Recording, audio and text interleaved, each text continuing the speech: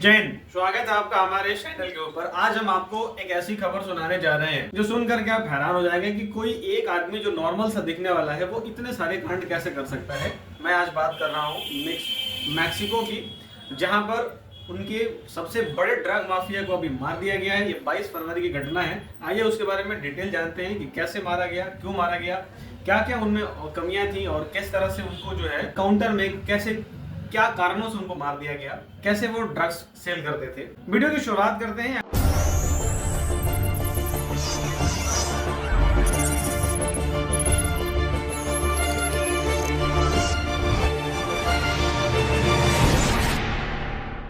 अगर मैं बात करूं मैक्सिको की, तो मैक्सिको में ये जो न्यूज अभी आप देख रहे हैं हाईलाइट हो गया है, बहुत ज्यादा हाईलाइट हुआ था ये न्यूज।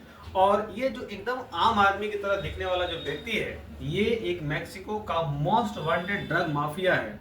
इसका नाम है एल मेंचो। इसका नाम एल मेंचो है। और ये आदमी क्या करता था, तो ड्रग्स की सप्लाई करता था। मैक्सिको के सबसे बड़े ड्रग माफिया एल मेंचो, जिनका नाम नेमेशियो ओसेगुएरा सर्वेंटेंस था। हाल ही में मैक्सिको सेना ने इनको मार दिया। ये घटना 22 फरवरी 2026 को जलस्की राज्य के तापाल्पा में हुआ था। तापाल्पा शहर में इनको मार दिया गया। कैसे मारा भाई?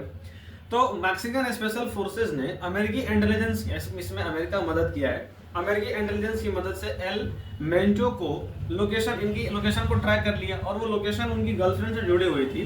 ऑपरेशन के दौरान एनकाउंटर हुआ और एल मेंचो घायल हो गए, मरे नहीं थे कंप्लीट। और मैक्सिको सिटी ले जाते हेलीकॉप्टर में इनकी मृत्यु हो गई। 4 कार्टेल सदस्य और भी थे, उनको वो भी मार दिए गए और इनके जो हथियार है वो जब्त कर लिए गए हैं। एल मेंचो जो था वो ड्रग सप्लाई करता था और इसके ऊपर सरकार ने इनाम रखा था भाई, कि जिन लोगों ने मतलब इसको मार देगी तो वो उनको इनाम देने के इनाम रख दिया गया था इसको मारने के ऊपर। Mexican drugs cartel boss killed in military red में मारे गए। मैक्सिको आप देख लीजिए कहाँ पर है, यूएसए के जस्ट नीचे पड़ता है। अगर आप पूरे वर्ल्ड वाइड में देखेंगे तो आपका सबसे ऊपर में हो गया हमारा कनाडा, उसके बाद हो गया हमारा नीचे में अमेरिका, उसके बाद मैक्सिको पड़ता है, फिर बाद में उधर ग्रीनलैंड पड़ता है, वेनेजुएला नीचे पड़ता है।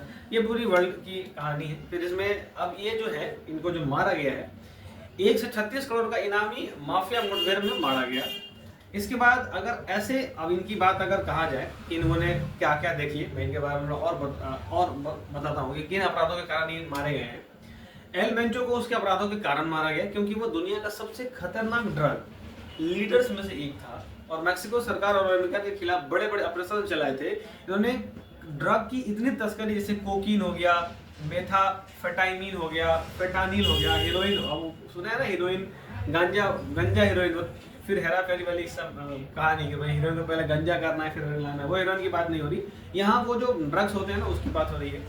फिर यहाँ पर हिंसा में ये बहुत इनकी भूमिका रही है भाई। पुलिस पर ये कई बार हमले करवा दिए थे और लैंड माइन से अटैक करवा दिया था। ये मतलब बहुत बुरा आदमी था और देखने में कितना आम आदमी की तरह लग रहा है। आप चेहरा देख लीजिए, दाढ़ी वाड़ी, पूरी सेविंग वगैरह, इतना एक नॉर्मल सा दिखने वाला आदमी भी इतना खतरनाक हो सकता है। मैंने एक घटना पढ़ी इनकी, और वो 1 मई 2015 की घटना। CJNG ने 1 मई 2015 को जलिस्को राज्य में बड़े हमले किए, जिसमें मैक्सिकन फेडरल पुलिस, एयरफोर्स के हेलीकॉप्टर पर रॉकेट से हमला हुआ और ये एल मेंचो की गिरफ्तारी रोकने के लिए कराया गया था। हमले का विवरण विला वेरिफिकेशन में CJNG काफिले को हेलीकॉप्टर ने देखा और मतलब ये 10 लोग वहां मारे गए थे, 5 राज्यों में रोड ब्लॉक किए गए थे, 100 वाहन जला दिए गए थे। 27 फरवरी 2024 को 40 पुलिस कर्मियों में ब्रूस यानी कि उसमें 13 मारे चले गए थे।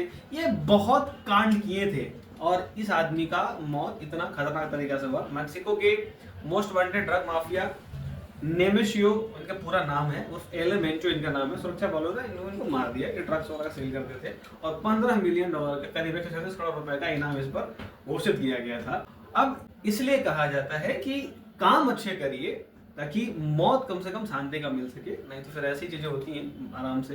कुछ इनकी गतिविधियां देखी गई हैं जिसमें ड्रग तस्करी, अन्य अपराध, हमेशा पोर्ट कंट्रोल मतलब चीजें करना।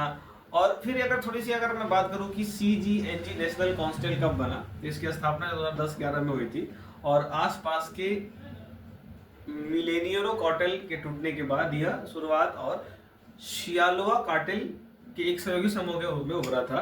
ये सब वहाँ की लोकल संगठन है और ये ड्रग तस्करी, विविध अपराध करते थे, सैन्य शक्तियों को नुकसान पहुंचाते थे। और वर्तमान 2026 में एल मेंचू की मौत 22 फरवरी 2026 को जेलेंस्कियों के तापल्पा में सेना के ऑपरेशन से जब हुई है, तो इनके 6 सहयोगी भी मार दिए गए हैं। हिंसा का प्रकार, नेता की मौत और बाद मैक्सिको में 20 से अधिक राज्यों में भरी हिंसा, आज आगजनी और सड़क जाम जैसे घटनाएं हुई।